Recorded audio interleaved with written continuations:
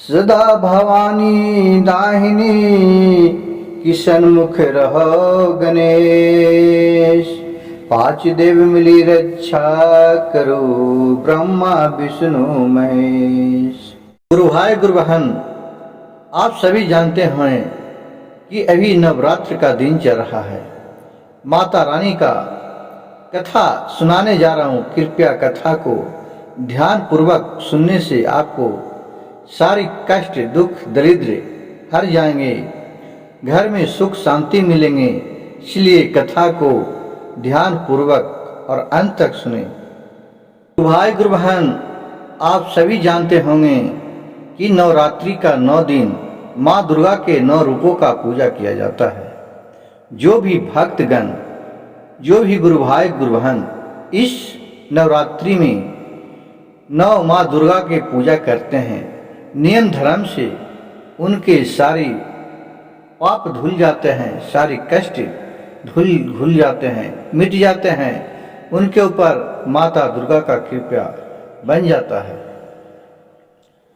और जो असमर्थ हो पूजा करने में, जो नहीं कर सकते हैं, वो सक्षम नहीं है, वो कम से कम इनके कथा कहानी भी मन से सुनते हैं, उनका भी सारे कष्ट दूर कर देते हैं माता जगदम्बा। तो गुरु भाई गुरु बहन, देखिए नवरात्र माँ दुर्गा के पूजा आराधना करने के विधि क्या है। तो पार्वती जी शंकर जी से पूछे कि हे महादेव, आप बताइए कि कौन से जो नारी, चाहे पुरुष हो या स्त्री, जो भी माँ दुर्गा के व्रत रखते हैं, उनके लिए कौन कौन सा विधि अपनाना है जिससे उनका अच्छे फल के प्राप्ति हो। तो भोलेनाथ पार्वती जी से बोले कि हे पार्वती, जो मैं कहता हूँ जिसे आप ध्यान पूर्वक सुने। जो भी भक्तगण, जो भी माता रानी माँ दुर्गे के 9 रूपों का आवाहन करते हैं, पूजा करते हैं, उनका विधि है कि सर्वप्रथम हो, सबसे पहले अपने मन को शांति रखे, घर को अच्छे पवित्र रखे, धोए, और वो पहला दिन से वो तामसी भोजन नहीं करे। जिस तरह से खाना में लहसुन प्याज और मांस मंदिरा का सेवन नहीं करे, और वो अपने ध्यान माता जगदम्बा की ओर प्रकाशित करे। फूल दीप से वो उनका ज्योत जलाए, उनके आराधना करे। और वो 9 दिन जब व्रत रहे तो उपवास रखे तो अपना फलहर का भोजन कर सकते हैं। एक टाइम नहीं, पूरा दिन रहे उपवास तो खाना भी खा सकती है एक टाइम, वो भी बिना तामसी भोजन कर सकती है जिसमें लहसुन प्याज का सेवन नहीं हो। और 9 दिन वो अपने, चाहे किसी भी परिवार हो, बाल बच्चे हो, उसके साथ गुस्सा में बात नहीं करें, असभ्य बात नहीं बोले, भला बुरा किसी को नहीं कहें, क्योंकि उस टाइम माता रानी का कृपा उनके ऊपर बना रहता है। और अपने मन में क्रोध न करे किसी के ऊपर, और नहीं वो खुद का दुखी हो।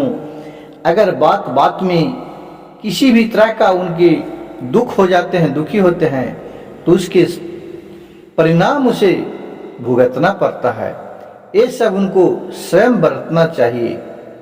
और 9 दिन वे खाट पर नहीं सोए, वो अपना जमीन पर बिस्तर लगाकर वो सोए। जो भी माता गुरु भाई गुरु बहन, अगर गुरु बहन पहले से दोष हो चुके हैं तो नवरात्र के व्रत नहीं रखें। और अगर नवरात्र के व्रत रखे हैं और उन्हें दोष हो गए हैं तो उन्हें कोई पाप नहीं लगता है। ये सबको सर्वप्रथम मन में ध्यान रखना चाहिए और व्रत पूरा करने के बाद उनका हवन होते हैं। अठवीं को या कितना नवमी को भी हवन कराते हैं। उसके बाद 9 कन्या को वह भोजन कराते हैं। अपने प्रांगण में यानी अपने जिस भी घर में रहते हैं, चाहे वो अपना घर हो या वो किराए के घर में भी कितने ज्योत जलाते हैं रखते हैं, वहाँ भी अपने वो 9 कन्या को भोजन करवा सकते हैं। फिर शंकर जी भोलेनाथ पार्वती से बोलते हैं, ये नवरात्रि का व्रत केवल अपने सुख शांति के लिए नहीं किया जाता है, यह पूर्व जन्म का भी पाप दोष इससे कटता है। माँ दुर्गा के कृपया उनके ऊपर आ जाते हैं। जितना भी ये नियम धर्म से सच्चे दिल से जो भी भक्तगण इस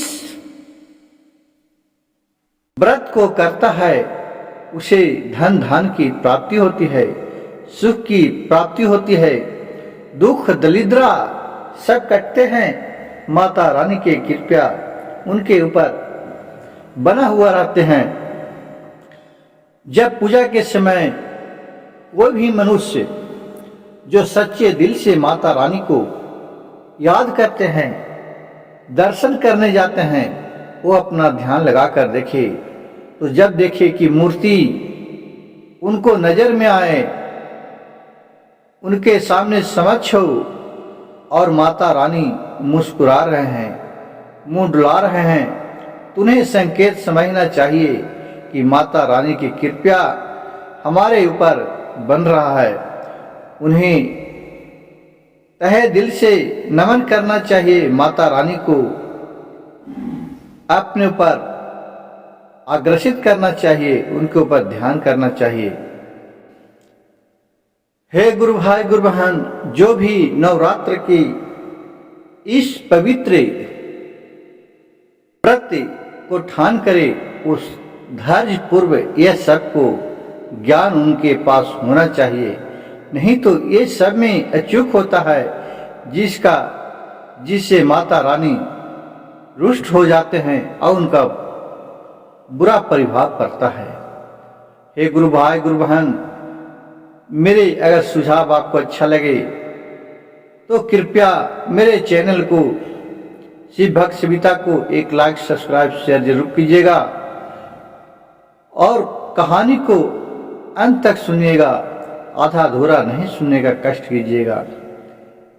हर हर महादेव, घर घर महादेव। जय माता रानी, जय नव दुर्गा।